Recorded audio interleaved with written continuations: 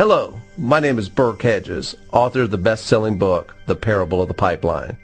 I open my book with a story about Pablo and Bruno, who take two very different paths in their quest for financial independence. What you're about to see is the delightful animated story of their adventure. So, sit back, relax, and enjoy the life-changing lessons in The Parable of the Pipeline.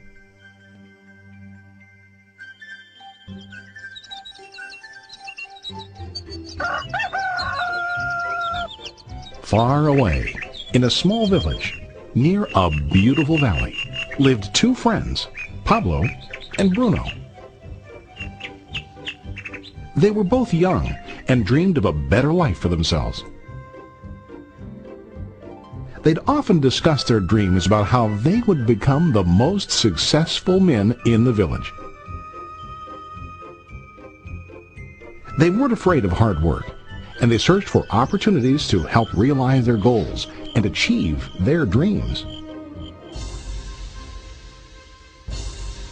One day, an opportunity presented itself.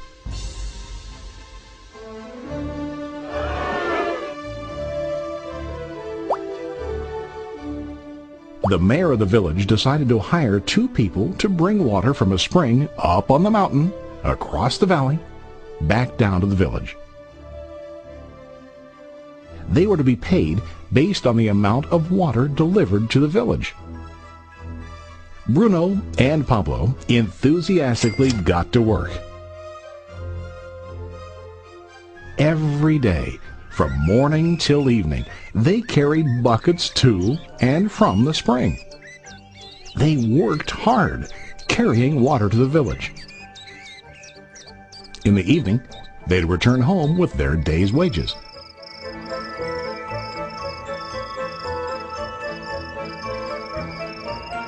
Bruno was satisfied with his work and the money he earned. He was sure that with this work he could achieve his dreams. Bruno thought that to increase his wages he could use bigger buckets to bring more water each trip.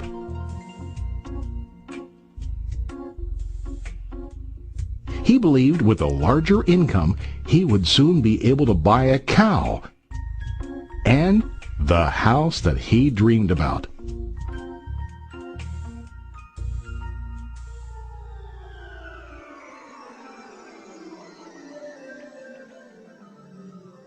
Now Pablo was not satisfied. At the end of the day, his back and hands ached, and he was exhausted. He was looking for an easier way to earn more. One day an idea occurred to Pablo. He imagined building a pipeline to deliver the water from the mountain spring to the village. With this pipeline, he could get more water to the village without carrying buckets back and forth from the spring to the village. Soon, he got very excited about his idea and began to plan.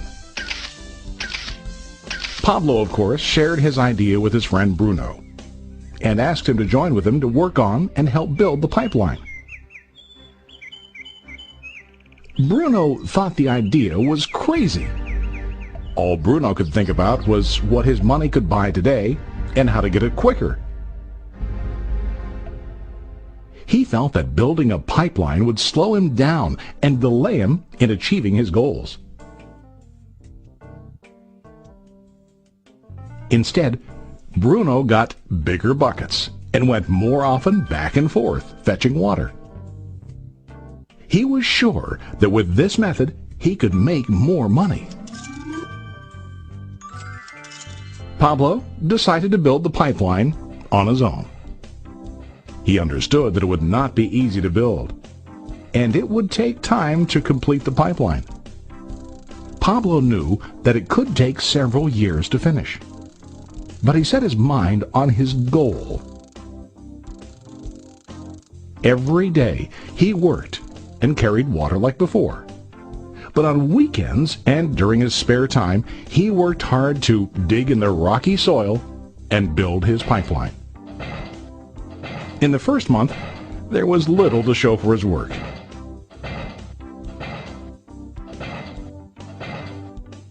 Bruno and the villagers laughed and teased him. They called him Pablo the Pipeline Man.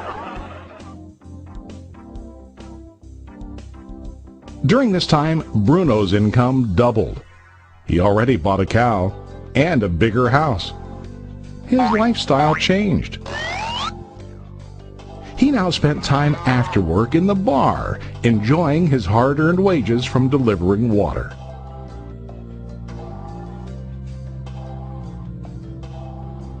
What Bruno didn't realize was that his body was starting to stoop from carrying the heavy buckets every day.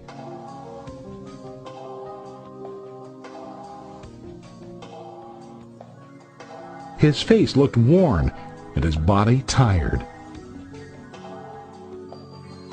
Soon, he began to carry less and less water due to the wear and tear on his body.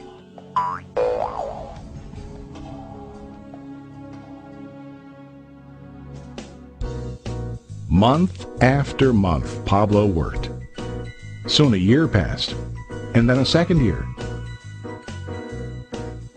Finally, Pablo finished his pipeline. He now used his pipeline to deliver water to the village instead of carrying buckets.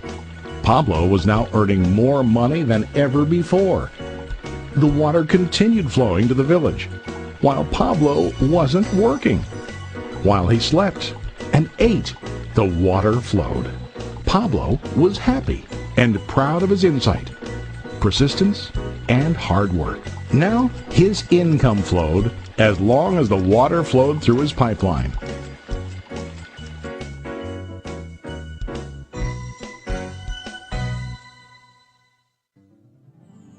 The story of Bruno and Pablo is a reflection of life. Their jobs symbolize what most people do to earn money. Bruno gets his money using buckets.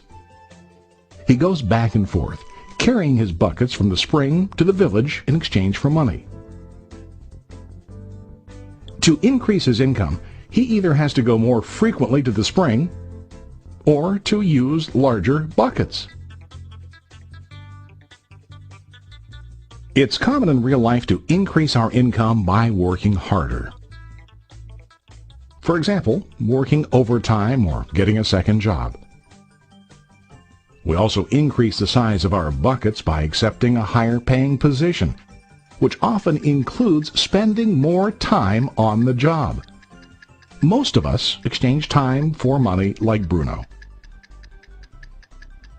We know that every person has only 24 hours in the day and that it's not possible to use all our time to work. The most difficult time comes when we can no longer exchange time for money due to age, health, or other reasons. Then, our income stops.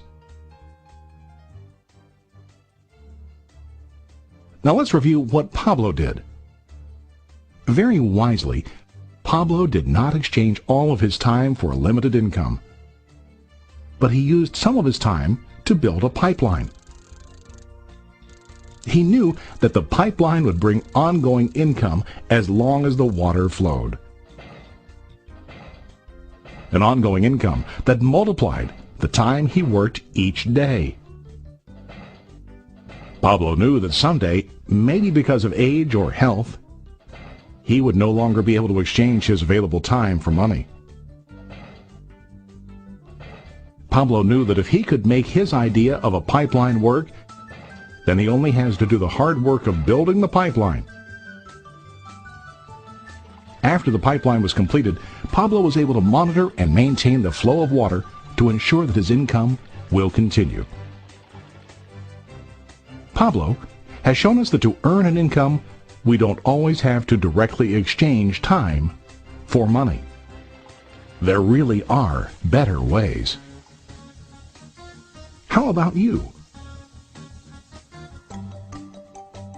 Are you still like Bruno, who directly exchanges time for money?